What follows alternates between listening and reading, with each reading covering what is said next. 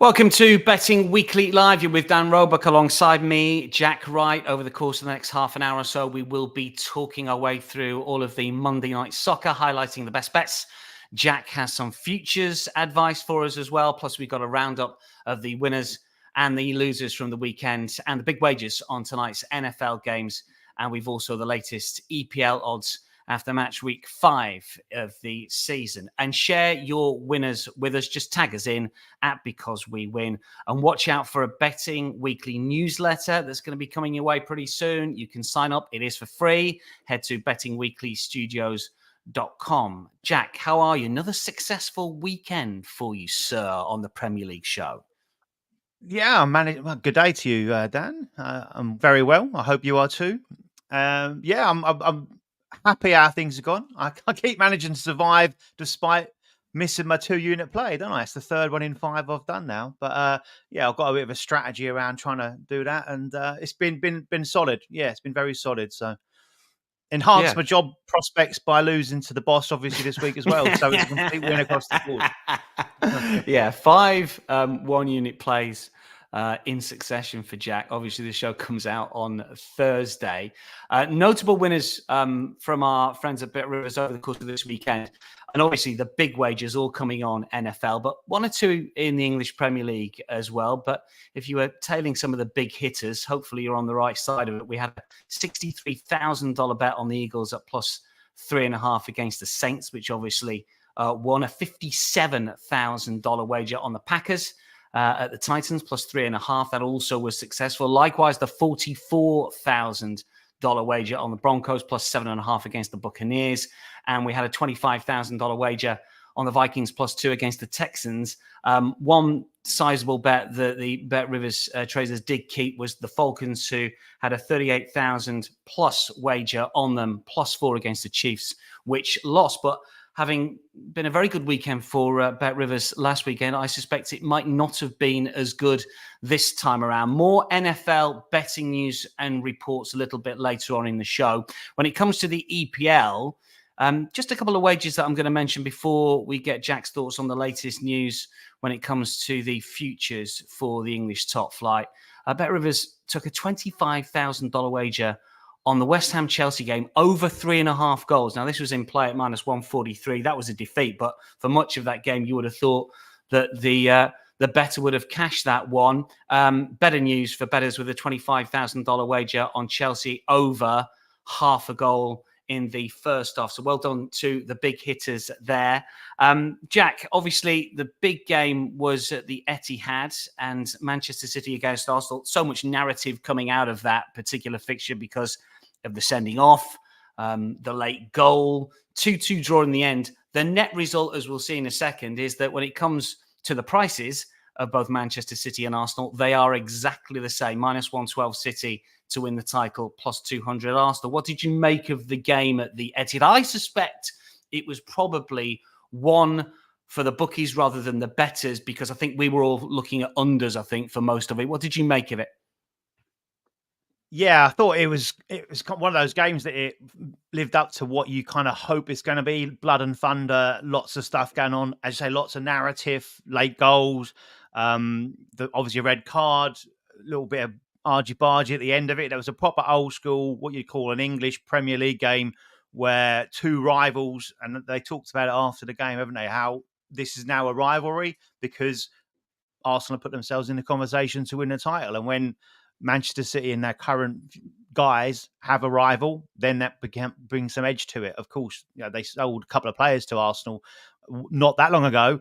Won't be happening now where they help them out. So as such, I know they were remunerated well for it, but even so. But yeah, I thought it had what we were looking for. And you know what? Fair play. Arsenal hung in there initially. Man City come out the gates fast, didn't they? They were looking to put a message across, but Arsenal stuck at it. Great goal from Calafiori. I'm not sure he was signed for his ability to drift upfield and bend one in top bins. But we take it, eh? We take it. And that put the under 2.5 goals, which most of us fancied, under pressure from the get-go, really. And obviously that last goal in the first half, another set piece, and how dangerous they are from those at the moment. And that's an extra few points a season, isn't it? Yeah, it's massive. Arsenal scoring again from a corner. I think is it 31 now from the start of last season. Incredible record. Lots of good comments coming in regarding the game. Ming was saying, why was the Man City game more open? Do you think, Jack, was it that early goal? And also, Steve was on Arsenal 3, 1-0, 2-0 or 2-1. Oh, that hurt. Ouch. 98th minute equaliser for City. Did Yeah. that early goal open things up a little bit? I thought Arsenal were the better side last sort of 10 minutes of the first half up until the sending off. Then obviously it was very different in the second half. It might have been, I think Arsenal might have won the game. Well, I think would have won the game if it wasn't for the red card. You'd have to say so, wouldn't you? Yeah.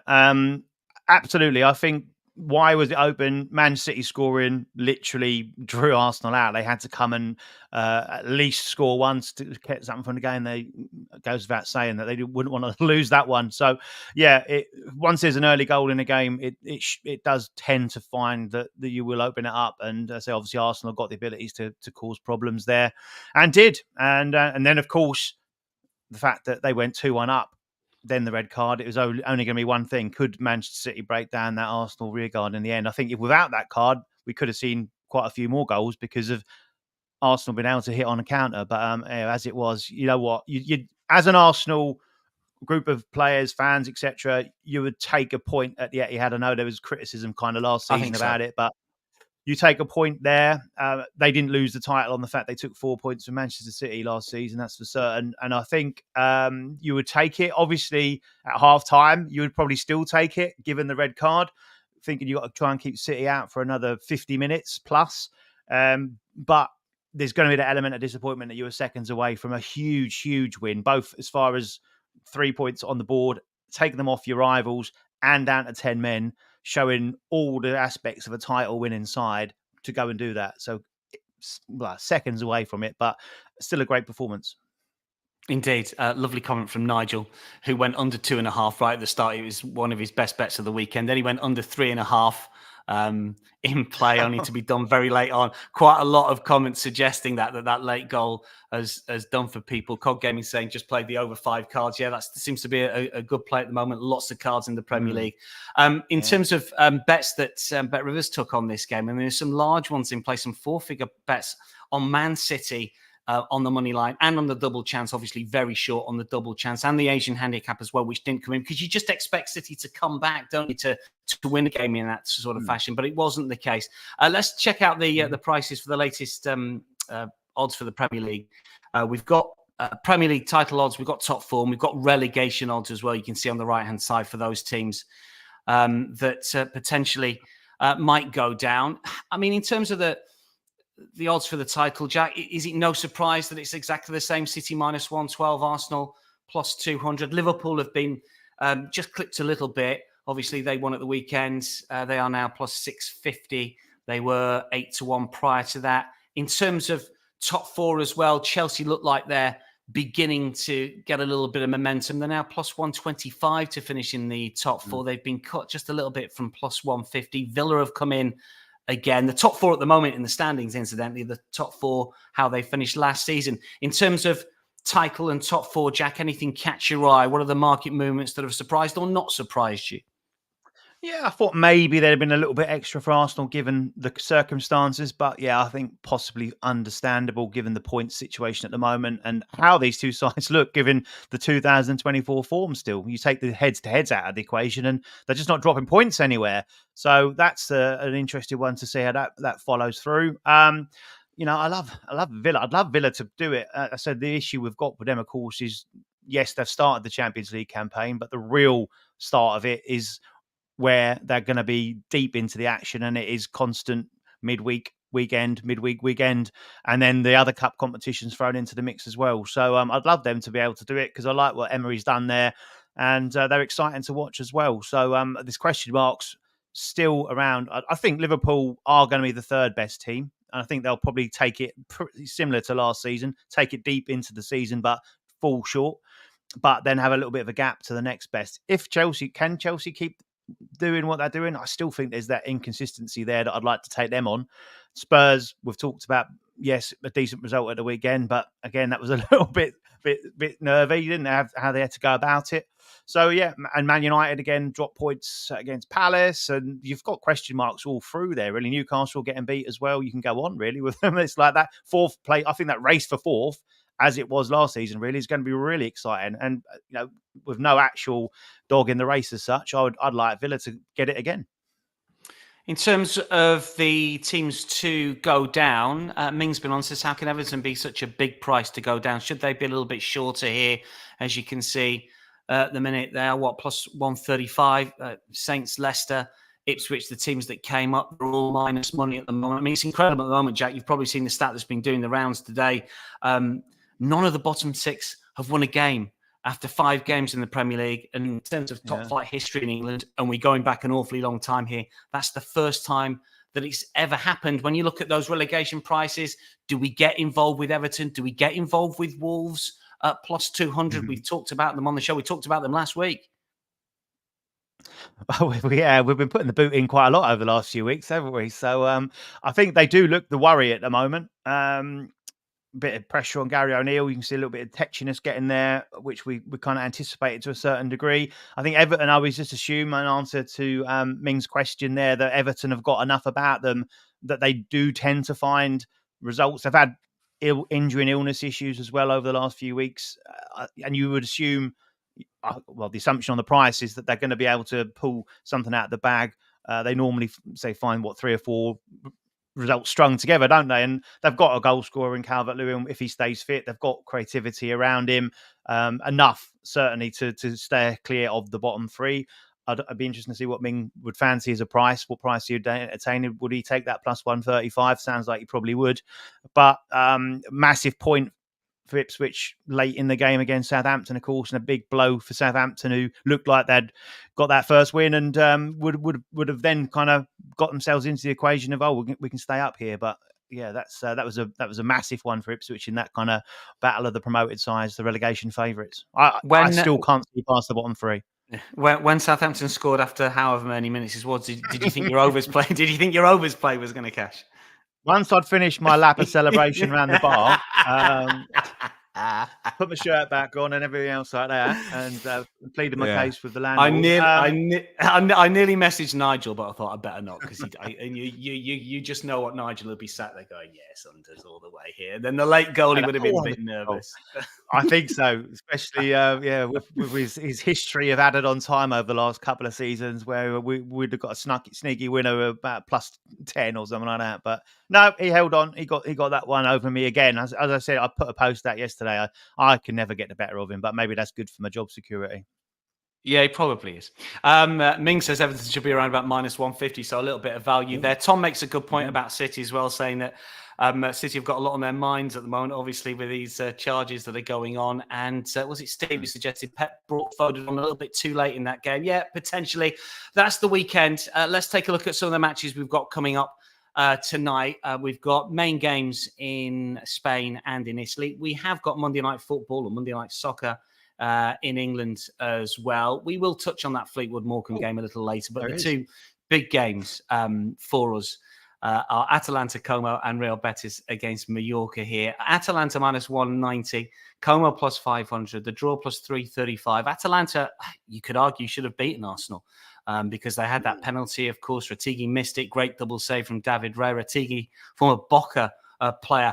And do you know what? I'm gutted I didn't ask Steve Wiss about the Super Classico that we had at the weekend. It was Boca River. I don't suppose you were across this one at all, Jack. I suspect that you weren't. Fantastic game. River won it very late on with Manuel Lanzini. Sorry, not late on the goal. The goal came early, but they had to hang on late on. Lanzini with the only goal of the game.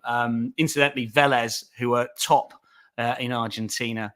And Argentina's a massive unders league, as everybody knows. But Vélez are top. They're the only overs side in there. They play Estudiantes tonight. They're plus 148. Anyway, to go over 2.5 goals, we digressed a little bit. Atalanta minus 190. Como, Jack, with Cesc Fabregas in charge. They're 5-1 in this game. It's not quite gone very well for him, has it? I think they are winless in Serie A at the moment. Was this a game that you looked at and just thought maybe Atalanta are a bit too short for you? Simply that, really. At the start of the day, I had a little look through to see that, what I could advise for people, and I was then looking at doing a parlay, sticking them in with someone else that is very short as well, and it was Benfica that I put them with, but they were minus 124 at the time. But I came just before we came on air. I think it's like minus 137 now. So even like it's not really my cup of tea to be doing that kind of stuff. But yeah, I'd fancy Atalanta to get the job done here. As I say, the international break seemed to come at the right time for them, didn't it? A couple of back-to-back defeats prior to that. Then they came back and twice came from behind to beat Fiorentina.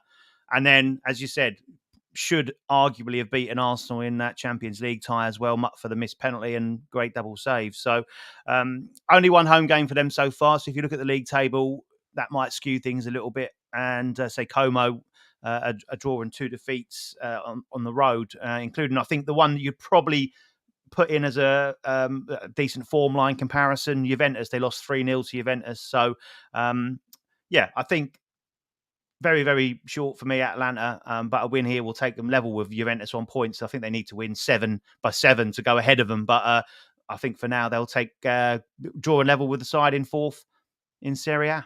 Yeah, pretty sure. Have a look at Adamola Lookman. Maybe to score. He has scored in Serie A this season against Fiorentina. He's got a couple for Nigeria. Very much a streaky player. I remember speaking to Daniele Fisichella when he first went to Italy, and he seems to score in sort of groups of games. He was a player that I think was looking to move back to England, but no one put a bid in that Atalanta would accept. I think he was sulking for a little while, but he's rededicated himself to life in Bergamo. For now, he could well leave in January, but it would not be a surprise to see him score. He's plus 220 to score. He's plus 650 to assist in the game, which seems a little bit big. 7 assists last season, 6 prior to that, 1 already this season. Really good player. Scored that hat-trick. Fiorentina game, was it? He got one of each. He did. He did indeed. Yeah, I mean, he scored a hat trick in the Europa League final. He's a very good player. I'm not quite sure he's top draw level in the Premier League, but I think he'd get a good club should he come back to England. He's sort of failed a little bit, hasn't he? Everton and Fulham as well. In terms of the market here, there's plenty of money around for Atalanta. 99% of the cash has come for Gasperini's side. 99% of the tickets.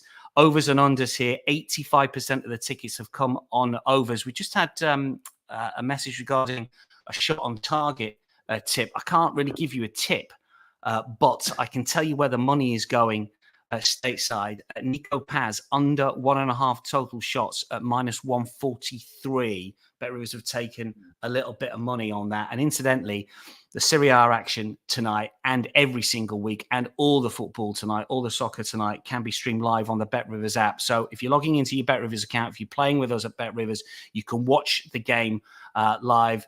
All the games tonight, doesn't matter where you're watching, doesn't matter which league you are watching, whether it's some of the Scandinavian action or the Spanish or the Italian, you'll be able to watch it. Let's just get the prices back up for the Spanish game tonight. This is Real Betis versus Mallorca, Jack. This is 10th versus 11th. It's Real Betis minus 122, Mallorca plus 390, draw plus 235 here. Real Betis, for me, they're always a good home side, certainly against the rank and file. They haven't lost to a bottom half club since the 22-23 campaign, and Mallorca, as Steve Wiss will tell us, that they're a massive unders team. You're showing a decent profit if you've played unders over the last few years. Any angles in for Betis, Real Betis against Mallorca tonight? Yeah, I thought what you've now said there is pretty much what I was going to go through and say. And I'm reading your scripts. That's right. Yeah, I'm glad that spy cam has been worth money for you there, Dan. But I'd say the minus 124 on Betis. I think I was a little bit surprised that we could play that as a straight up money line selection. So that'd be where my money has gone. I think that's a fair price. They won the last 5 meetings between the two as well. You have to go back to 2013 for the last time Mallorca won this fixture. And 2012, the last time they won here, as you rightly say, Betis are one of those sides that you feel traditionally are a real strong outfit in front of their home fans. So, for me, that would be where we'd go on this one. So they've won back-to-back games in La Liga. Both those were at home, and it's 3 on the spin at home if you include that Conference League win they had as well. So you're right to say, locked together in mid-table, only separated on goal difference. But Mallorca have played an extra game. So I say again, I think the incentive there is for Betis now to win this one. And I think at a backable price, don't need to do anything fancy for this one. For me, it's just a straight up stick your cash down. Yeah, Steve's been on talking about 1-0 Betis, probably Mallorca.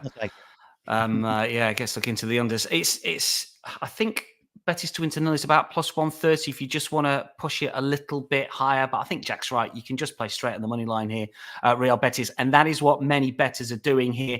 The betting report from our friends at Bet Rivers here, 93% the money, 94% the tickets on Real Betis.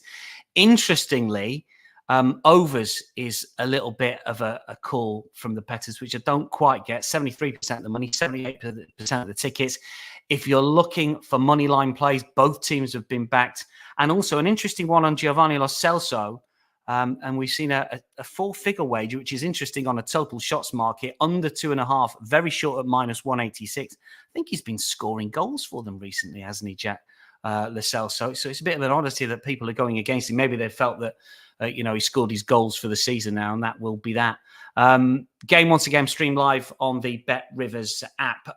Just before we wrap up with the Monday night soccer, we have got that Fleetwood Morecambe game highlighted. Jack, obviously this is fourth tier. You can watch it on the app as well. Fleetwood minus 167. Morecambe have been absolutely awful so far this season, Jack. Is there an angle in if anyone wants a play on the lower league tonight in the Fleetwood Morecambe game? Yeah, there is. Again, this is another one where I looked at it and you think, well, I wouldn't really want to be siding with Fleetwood at the odds that they are at the moment. And obviously, as you rightly said, Morecambe have been terrible. So you'd kind of understand why they are those odds. But in answer to your question, the reason I didn't see the Super Classico was because I was nose deep in the Fleetwood versus Morecambe stats and trying to find a play. Yeah, of course you do. Fleetwood have been solid under Charlie Adam. For those of you who remember Charlie Adam, obviously starred for Liverpool back in the day, Scotland international, and went to Fleetwood at the back end of last season and kind of got them doing okay. They were pretty much dead and buried when he joined. So he steady the ship a little bit, and it's been a steady progress in League Two this season as well. So they've done okay, and I think that at home especially as well, they've drawn one and won one, but they haven't conceded a goal at home, which is, as you can probably tell, where I'm leaning with my angle in here. Morecambe, as I said, have been terrible. They lost their first 5 league games of the season, and quite incredibly, they lost them all 1-0. So if you want to do a real, say, as Nigel would call it, a bit of pizza money, then correct score bet in this one, similar to what Steve said in Spain, is a 1-0, but a win to nil. So Fleetwood and both seem to score no in this one, pays plus 160. And that is a big shift from the prices we've got there on the money line. And so I think Fleetwood should have too much for Morecambe. If they can keep the back door shut again, then, as you say, from minus 167 to plus 160, then that would look like a decent way in. So the fact, to be fair, both seem to score no odds is a fairly decent bet in itself. I was getting quite surprised where that was. I can't remember exactly what the price was now, but I think it's just a shade of minus money. Yeah, we've had one or two comments regarding the game tonight. Atalanta halftime, full-time from COD Gaming at plus money. If you want to get involved in that one, that might be a shrewd play if you want to boost up that Atalanta price. Just before we finish on the Monday night soccer, we haven't got a graphic for it, Jack, but have you been leaning on Steve Wiss for a play in Scandinavia for us, for those that want to get involved? I did have a look. I was having a scroll through the Bet Rivers menu today, and I say that there's a lot of very strong favourites. So I was trying to find something that we could play that was a side I fancied to win, but were backable just on the money line, and that is in Norway.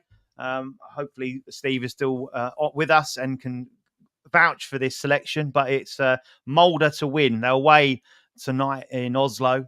And they're actually up against a side at 7th in the table. But like a lot of these leagues that are a little bit kind of closely grouped together, or not so many teams featuring in it, Oslo might be 7th, but they're closer to the 3rd from bottom than 4th from top. So, and they've also got the 3rd worst home record as well. So Molde have come to life in the last couple of weeks. They've won 6-1 at home. Then they had a great 4-0 win away from home last time out. So they're in really good shape. There is an 11-point gap between these two, which is quite sufficient enough. And I say, I think a win here. Bodo Glimt got beat, didn't they, by the 3rd place team who have now gone 2nd. So that's kind of given Molde a sniff that they could potentially close that gap. But a win tonight does take them 7 points off Bodo and back into 2nd, which is a Europe Champions League qualification place. So that would be a massive incentive to get the points tonight. So Oslo have also lost their last 2 as well. So I think the form book here, the home away records, and the incentive for Molde to get the win point to me at -103. I think that's a nice price. OG's been on saying game of the day is Partizan against Crvena Zvezda, the Serbian derby. That is a huge game, isn't it? Partizan have started a little bit iffy, haven't they, in the Serbian top division? Obviously, Red Star are going pretty well at the moment. Plenty talking about Scandinavian. I did see this one today. Actually, Partizan are a big price, I think, aren't they? Are they? I don't know. They're mid. I just had a quick look at the league table. I'd never back against Red Star. Would you? Never. Certainly never at home, but they're away actually for this one. I think, aren't they? Partizan are at home for this one. But that's the Monday night soccer. In terms of Monday night football, for most who are tuning in from the States, we've got the betting report from our guys at Bet Rivers. 2 games, of course, tonight when it comes to Monday night football.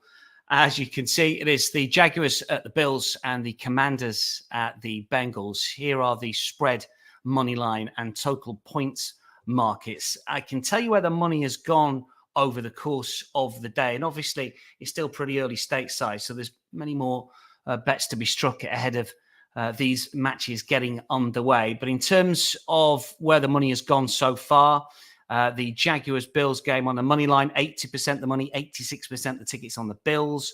And again, on the spread, the Bills are favoured over and under. And the line, as you can see, is 45.5, 81% the money, 66% the tickets on the overs. For player props, the players that you should be looking at: James Cook, anytime touchdown; Travis Etienne, anytime touchdown; Josh Allen, anytime touchdown; and a couple of others. James Cook under 18.5 receiving yards, and Trevor Lawrence under 33.5 pass attempts. That's the game featuring the Jaguars at the Bills. And in terms of the betting report for the Commanders at the Bengals, money line here, 94% of the money, 93% of the tickets on the Bengals. And again, on the spread, the Bengals are popular. And again, most of the money has come for the overs. You can see there the line is 72% the money and 51% of the tickets. Player props, these have been popular already today.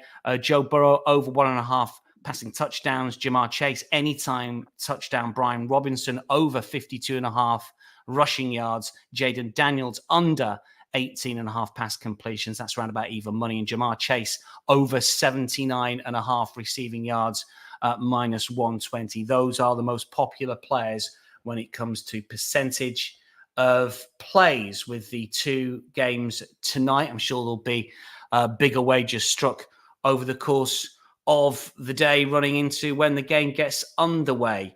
We're just going to finish with a little bit of a chat about some futures that Jack has pulled out for us here. If you want to get involved in some of these, head to the Bet Rivers site. Lots of different markets. These are season-long markets. We've got a few in the Premier League. We're going to feature Championship, League 2, and indeed the Champions League as well from Jack. We'll see if he should be invited on the Champions League show in the future. He wasn't last season. First of all, Jack. They stand up for me. First of all, Jack, you're talking about Bukayo Saka here. What's the angle that you've got for this particular play? I'm just before I go to that, while I remember, Partizan are plus 450 tonight, Dan, for your nap of the day, and Red Star -200. I'll take Red. I'd take Red Star. I won't take Partizan. But I won't want to upset any of the supporters from any of the team. They're both they're both fine sets of supporters and upstanding members of the football community. Come on, Saka, what you got for us? Saka, yeah, like I said, I mentioned Arsenal when we were talking about that, and it's like we were kind of pro them at the start of the season, but I wouldn't really want to be backing them at this moment in time at that price. So let's look at some derivatives of Arsenal doing well and potentially winning that league. And Saka, top assist, is still plus 700. I think that might be worth a little bit of an investment. Well, he's on corners as well, isn't he? Here, I mean, the 2 corners for the Gabriel, 1 miss and 1 goal. I mean, brilliant corners. He's going to get a few like that, isn't he? Indeed. Well, he's on 5 at the moment, so he's top of the tree currently. So we're back in the favourite here at plus 700, and there's players shorter than him or longer than him in the market at this moment in time. And you think, well, is it going to stop? Because he's not just reliant on corners, is he? Obviously, his open play assists is very good as well, and that is a superb asset to his game. And I say, but that extra bit of bonus is that they look such a threat. They look like they're going to score a set piece every single week. So hence why he's on 5 already and ahead of the pace. So at plus 700, he's generally a player that, might pick up the odd injury, but is very robust. Unlike the likes of, say, Kevin De Bruyne, who's obviously generally out for a fair bit at any length of time. Playing in that strong position, then you look at other players that you'd want to play who are on set piece duty and they're maybe not quite in that area. So, I think that presents a nice little opportunity to get on board there. And the other one, which features an Arsenal player, this is an interesting one. I sort of like it, but don't like it. Go on. Oh, thanks so much. Well, I don't know. I kind of think that's a good thing or not. Well, tell me. I'll tell you what. Go with the play, and then I'll tell you why I don't like it. But I backed it at the start of the season at William Saliba to be player of the year. He was 25 to 1, so 2,500 at the start of the season. He's not lots different from that now. He's now 20 to 1, so plus 2,000. And my thought process on it is that Arsenal, if they are to win the league, that kind of would be a necessity for this to come in. Most sides, when they win the title, you talk about their forward players, the goals they score, Haaland or the assists, De Bruyne, that kind of thing. Foden, obviously, last season. With Arsenal, I think the focus is definitely going to be in a defensive area. And yes, Gabriel is the guy that sort of got the headlines a little bit because he scores the goals from corners and he's still part of that defensive unit. David Raya, a couple of great saves and that. But William Saliba is a player that has been talked about a lot over the last 12, 18 months, how he's improved his game, how he's come back into this Arsenal side and become an absolute must-play player. And I just feel that the talk around it, because of how the voting comes about as well, it's going to be certain selected people in the media that will be making that. And he's a bit of a media darling for me. He's a bit of a player that people hold up as a Rolls Royce of a central defender, a modern-day central defender. So I think at the price, don't get me wrong, there's obviously other options there as well. But at the price, 20 to 1, I thought that was, something I got on at the start of the season and is worth mentioning still now, say at that price. I agree with all that. The problem is centre halves don't win it, do they? That's the problem. What was the last centre half to win Player of the Year? John Terry, did he win it? John Terry did win it, but he's not the last. He won it in 2005. Virgil van Dijk won it in 2019. John Terry in 2005. Then the one prize of that was Paul McGrath. So you're starting to go. You're starting to go back into the archive. That's the issue. I agree with all the reasoning. It's just that defenders generally don't get it. But you're right. If they win the title, and it's a record amount of clean sheets, and of the two, even though Gabriel gets the goals, it's sort of considered that Saliba is the better player. OG says Luis Diaz player of the year for me. Yeah, it could be an interesting call. Liverpool have got to do well. You tend to think there might be better players than that. Give us some brief thoughts on some lower league futures here. We had a call last Monday, didn't we, for your championship pick? I don't know if you gave this one out or not, but you can give it out now.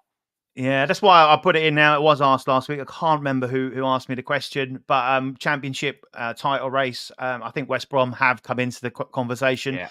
I think they were plus 1,000, so 10 to 1 last week. They're now 9 to 1. And again, I do like, if I'm back in title winners, I like to back sides that are very good defensively, and West Brom are excellent defensively. They've got a great manager, arguably one of the best in the championship, in Carlos Corberán. Keep him. I think they're an absolute. Is that a danger, Jack? Is that a danger that he might go? So. Because there's trouble behind the scenes at West Brom, I think, is there, with unable to buy players? I don't know what the story is. Yeah, they had problems. I think that's been sorted. I think that's been sorted now, and that they should be okay, which will help him stay, from what they've said. But obviously, the proof's in the pudding on that one. But yeah, he's very well thought of. So if a Wolves, for example, were to lose their manager. The third, which would be happy for someone there. I saw who's on them, Gary O'Neill next gone. So, then I think he would be certainly someone. Would he go from West Brom to Wolves? That was probably a bad example, but who knows? But yeah, he would be certainly sort of from that certain group of teams mid-table in the Premier League. And I think at the price, when you look around, I've got a couple of other interests in there, and you look at the big boys like Leeds. They're still not convincing, but they're up there. Sunderland are doing exceptionally well, pull another good result out of the bag, and others are just that little bit inconsistent. Even Burnley win really convincingly one week and then have a little bit of a stutter the next week. So, I just felt at the prices, they're worth a little bit of investment, because they went completely under the radar last season and finished 5th. No one really talked about them because they were never really going to be in the title mix, and they were never one of the ones chasing 6th place. They were just rock solid. So, again, I think they've got doing well. They've got the championship top goal scorer. And if you remember last season, we had Emmanuel Latilat come through for Middlesbrough and just smashed loads of goals. And it was a little bit of an outside the box. We've got Josh Madger at the moment, who's on 6 for the season of their 10 league goals. And you think, well, can he continue it? Well, we don't know. If he does, they're certainly going to be in the conversation. Yeah, he was highly tried, wasn't he? He played abroad. Well, I can't remember where he played abroad. Was it Bordeaux, was it, before they had their trouble? Anyway, quickly on League Two. 2 big prices. Well, one very big. Yeah. League Two, I'd say Championship. League One I've bypassed because of Birmingham. Advice I gave to someone the other day about that is if you like Birmingham to win, they're minus money to win the title already. Stick them together in 1 week after the next in a couple of home games, and you'll get a better price for 2 wins rather than a season-long wager. So get on that. But yeah, League Two is a very competitive heat, and we haven't got the kind of Hollywood money we've seen over the last couple of seasons from certain clubs coming up and spending. So it's a bit more of a level playing field. And again, there's a few clubs that are a bit inconsistent, winning and losing, and I think it's there for the taking, really. And again, I like a defensive process. That's how I go about my futures as far as these are concerned. AFC Wimbledon at plus 900 is my more realistic shout. Just not conceding any shots. So when you don't do that, you've got a very good chance. And they've been able to get some very good results and are well up there in the shout. So I think them at plus 900 is a nice play. But Crewe was the one that stuck out for me, looking at Bet Rivers, plus 5,000 with Bet Rivers. They're 50 to 1. And they are as low as 25 to 1 elsewhere. So I think there's a little bit of juice in that. They got in the playoff final last season and shocked Doncaster in the semi-final, who had gone on an incredible run and won the first leg 2-0. Crewe reversed that, then went as favourites to the final and got beat. But they've gone under the radar a little bit because they lost their first couple of games. Now they've won 4 on the spin. Admittedly, they've not played anyone great. They've been playing those lower ranked sides, but they've got the win, and I guess that's helped them get rid of that hangover a little bit as far as last season's concerned. So I think at that price, you're not going to lose an awful lot. You can play at a quarter the odds top 3, which would obviously get them promotion. But I think at that price, I think there's a little bit of juice in that if they can continue the run they're on at the moment, showing that they did it last season when they finished 7th. 50 to 1 shot on the Monday live show from Jack there. You might get a bit of fun out of that over the course of the next 8-9 months or so. And finally, to wrap things up, give us your Champions League pick. We had match day 1 last week. This is an interesting one because I would have thought they'd be a lot shorter. You surprised me when you texted me this one, Jack. Same, yeah. Bayern Munich plus 1,000, 10 to 1. I just think that's, again, exactly for the reason you said. I make them a bit shorter than that. I was fortunate enough. I got on Harry Kane, top goal scorer, plus 600 before the first round of fixtures. So that was a nice start for me. I think he's about plus 150 now, something like that. So I'm in good shape there. But yeah, I just think with what they've got in forward areas, unlike in a league situation where I've talked about defensive processes, in a cup tournament, I know we've got the league to start it, but in the cup, they're going to get through that. Get the cup knockout stages, you want people with a knockout punch. And Bayern Munich look very, very sharp. Of course they do. And you can reel through all their players. And Elise has absolutely hit the ground running. A player we know, obviously, from the English game, has hit the ground running over there and looks a massive threat. You throw in the Musiala, of course, Harry Kane scoring goals. Funny, must you love him playing in that setup at this moment in time. And yeah, I just think that's a little bit bigger than what they should be, in my opinion. Yeah, fair shout. 10 to 1 at the moment. Bayern, we're going to wrap things up. Best bet for tonight, Jack. Where's your money going? Betis to win. Betis on the money line. There we go. Jack, thanks for your company. That is a wrap for Betting Weekly Live. The live show, of course, is back tomorrow, 11 a.m. Eastern. Thanks for all of your comments. We'll be focusing on the League Cup in England, no doubt, when it comes to the soccer. For today, though, from myself and Jack, it is goodbye.